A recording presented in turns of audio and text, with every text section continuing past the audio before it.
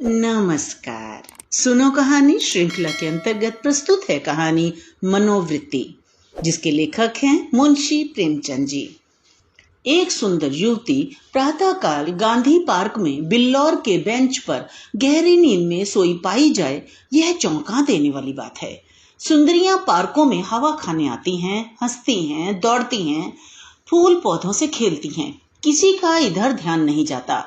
लेकिन कोई युवती रविश के किनारे वाले बेंच पर बेखबर सोए, यह बिल्कुल गैर मामूली बात है, अपनी ओर बलपूर्वक आकर्षित करने वाली। रविश पर कितने आदमी चहलकदमी कर रहे हैं, बूढ़े भी जवान भी, सभी एक क्षण के लिए वहीं छिटक जाते हैं, एक नजर वह दृश्य देखते हैं और तब चले जाते हैं। युवक वृंद रहस्य भाव से मुस्कुराते हुए, वृद्धजन चिंता भाव से सिर हिलाते हुए और युवतियां लज्जा में आंखें नीची किए हुए। बसंत और हाशिम नेकर और बनियान पहने नंगे पांव दौड़ कर रहे हैं। बड़े दिन की छुट्टियों में ओलंपियन रेस होने वाले हैं, दोनों उसी की तैयारी कर रहे हैं। दोनों इस स्थल पर पहुंचकर रुक जाते हैं और दबी आंखों से युवती को देखकर आपस में ख्याल दौड़ाने लगते हैं। बसंत ने कहा, इसे और कहीं सोने की जगह न मिली। हाशिम ने जवाब दिया, कोई वेश्या है, लेकिन वेश्याएं भी तो इस तरह बेशर्मी नहीं करती। वेश्या अगर बेशर्म न हो तो वह वेश्या नहीं। बहुत सी ऐसी बातें हैं जिनमें कुलवधू और वेश्या दोनों एक व्यवहार करती हैं। कोई वेश्या मामूली तौर पर सड़क पर सोना नहीं चाहती। रूप छवि दिखाने का नया आर्ट है। आर्ट का सबसे सुंदर रूप छिपाव है, दिखाव नहीं। वेश्या इस रहस्य को खूब समझती हैं। उसका छिपाव केवल आकर्षण बढ़ाने के लिए है, हो सकता है, मगर केवल यहां सो जाना यह प्रमाणित नहीं करता कि यह वेश्या है। इसकी मांग में सिंदूर है।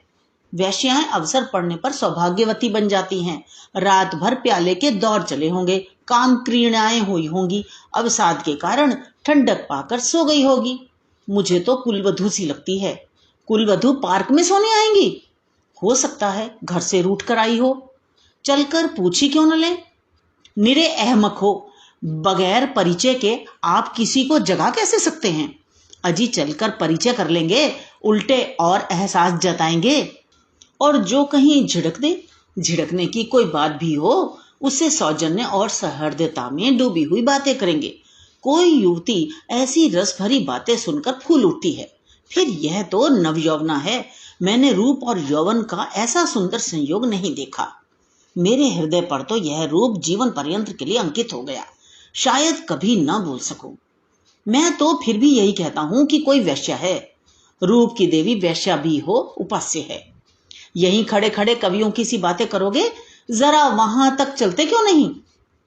केवल खड़े रहना, पाश तो मैं डालूंगा। कोई कुलवधू है, कुलवधू पार्क में आकर सोए तो इसके सिवा कोई अर्थ नहीं कि वह आकर्षित करना चाहती है, और यह वेश्या मनोवृत्ति है। आजकल की युवतियां भी तो फॉरवर्ड होने लगी हैं। फॉरवर्ड युवतियां युवकों से आंखें नहीं चुराती। हाँ, लेकिन है कुलवधू। कुलवधू से किसी तरह की बातचीत करना मैं बेहूदगी समझता हूं। तो चलो फिर दौड़ लगाएं। लेकिन दिल में वह मूर्ति दौड़ रही है, तो आओ बैठे। जब वह उठकर जाने लगे तो उसके पीछे चले। मैं कहता हूं वेश्या है और मैं कहता हूं कुलवधू है, तो 10-10 की बाजी रही। दो वृद्ध पुरुष धीरे धीरे जमीन की ओर ताकते आ रहे हैं, मानो खोई जवानी ढूंढ रहे हों। एक की कमर झुकी हुई, बाल काले, शरीर स्थूल, और दूसरे के बाल पके हुए पर कमर सीधी, इकहरा शरीर। दोनों के दांत टूटे पर नकली लगाए, दोनों की आंखों पर ऐनक। मोटे महाशय वकील हैं, छरहरे महोदय डॉक्टर। वकील, देखा यह 20वीं सदी की करामात। डॉक्टर, जी हां देखा। हिंदुस्तान दुनिया से अलग तो नहीं है, लेकिन आप इसे शिष्टता तो नहीं कह सकते। शिष्टता की दुहाई देने का अब समय नहीं है। किसी भले घर की लड़की वेश्या है साहब, आप इतना भी नहीं समझते? वेश्या इतनी फूहड़ नहीं होती, और भले घर की लड़की फूहड़ होती है। नई आजादी है, नया नशा है। हम लोगों की तो बुरी भली कट गई। जिनके सिर आएगी वे झेलेंगे। जिंदगी जहन्नुम से बदतर हो जाएगी। अफसोस, जवानी रुखसत हो गई। मगर आंखें तो रुखसत नहीं हो गईं, वह दिल तो नहीं रुखसत हो गया। बस आंखों से देखा करो, दिल जलाया करो। मेरा तो फिर से जवान होने को जी चाहता है।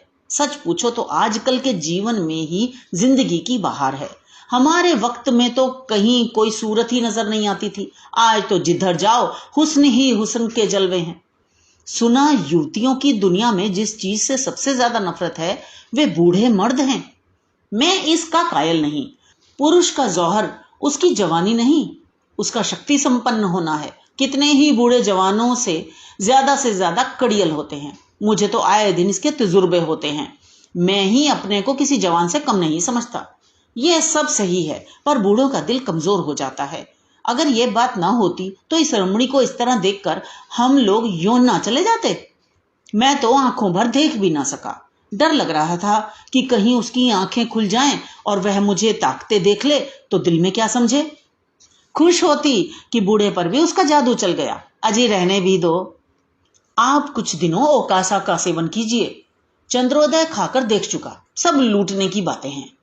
मंकी ग्लैंड लगवा लीजिए ना। आप इस युवती से मेरी बात पक्की करा दे, मैं तैयार हूं।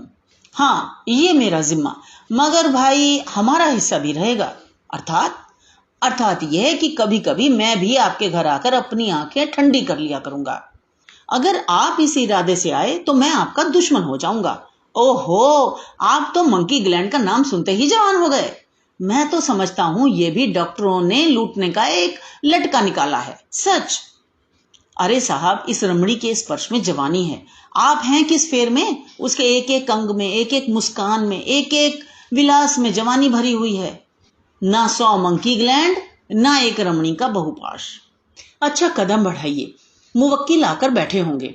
यह सूरत याद रहेगी। फिर आपने याद दिला दी। वह इस तरह सोई है इसलिए कि लोग उसके रूप को, उसके अंग विन्यास को, उसके बिखरे हुए केशों को, उसकी खुली हुई गर्दन को देखें और अपनी छाती पीटें। इस तरह चले जाना उसके साथ अन्याय है। वह बुला रही है और आप भागे जा रहे हैं। हम जिस तरह दिल से प्रेम कर सकते हैं, जवान कभी कर सकता है? बिल्कुल ठीक। मुझे तो ऐसी औरतों से साबिका पड़ चुका है जो रसिक बूढ़ों को खोजा करती हैं।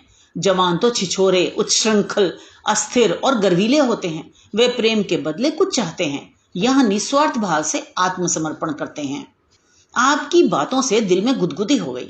मगर एक बात याद रखिए, कहीं उसका कोई जवान प्रेमी मिल गया तो मिला करे। यहां ऐसों से नहीं डरते। आपकी शादी की कुछ बातचीत थी तो? हाँ थी, मगर जब अपने लड़के दुश्मनी पर कमर बांधें तो क्या हो। मेरा लड़का यशवंत तो बंदूक दिखाने लगा। यह जमाने की खूबी है। अक्टूबर की धूप तेज हो चली थी। दोनों मित्र निकल गए। दोनों देवियां, एक वृद्धा, दूसरी नवयौवना, पार्क के फाटक पर मोटर से उतरी और पार्क में हवा खाने आई। उनकी निगाह भी उस नींद की मारी युवती पर पड़ी। वृद्धा ने कहा, बड़ी बेशर्म है। नवयौवना ने तिरस्कार भाव से उसकी ओर देखकर कहा, ठाठ तो भले घर की देवियों के हैं, बस ठाठ ही देख लो। इसी से मर्द कहते हैं स्त्रियों को आजादी नहीं मिलनी चाहिए। मुझे तो वैश्या मालूम होती है। वैश्या ही सही, पर उसे इतनी बेशर्मी करके स्त्री समाज को लज्जित करने का क्या अधिकार है? कैसे मजे से सो रही है, मानो अपने घर में है। बेहया है।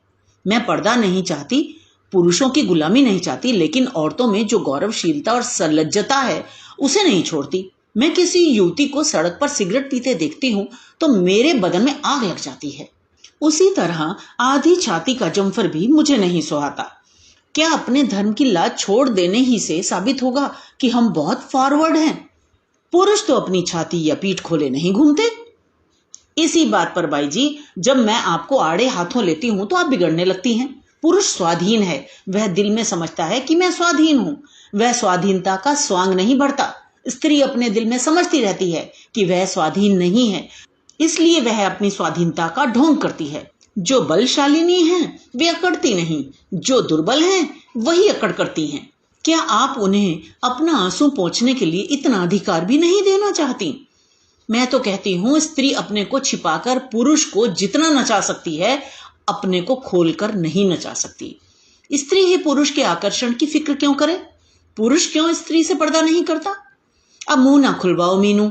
इस छोकरी को जगाकर कह दो जाकर घर में सोए। इतने आदमी आ जा रहे हैं और ये निर्लज्ज टांग फैलाए पड़ी है यहाँ पर। इसे नींद कैसे आ गई? रात कितनी गर्मी थी बाई जी, ठंडक पाकर बेचारी की आंख लग गई है। रात भर यहीं रही हैं, कुछ कुछ बदती हैं। मीनू युवती के पास जाकर उसका हाथ पकड़कर हिलाती है। यहाँ क्यों सो रही हो देवी जी, इतना दिन चढ़ाया, उठकर घर जाओ। युवती आंखें खोल देती है। ओहो, इतना दिन चढ़ाया, क्या मैं सो गई थी? मेरे सिर में चक्कर आ जाया करता है।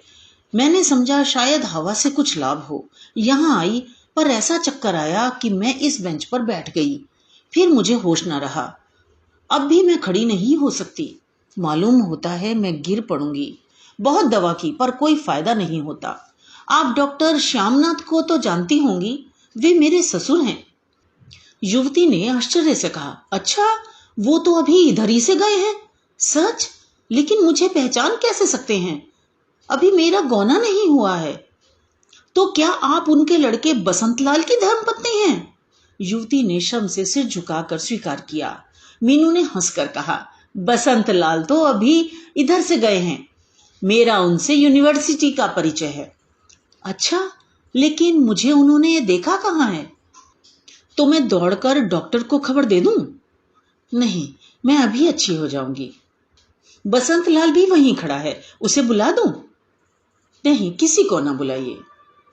तो चलो अपनी मोटर पर तुम्हें तुम्हारे घर पहुंचा दूं। आपकी बड़ी कृपा होगी। किस मोहल्ले में? बेगमगंज, मिस्टर जयराम के घर।